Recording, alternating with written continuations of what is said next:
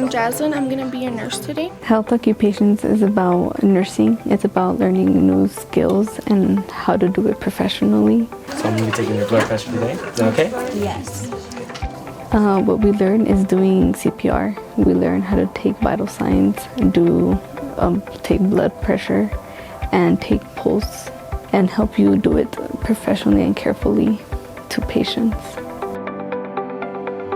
What we earn in this class could be a CPR certification and your CNA certification as well.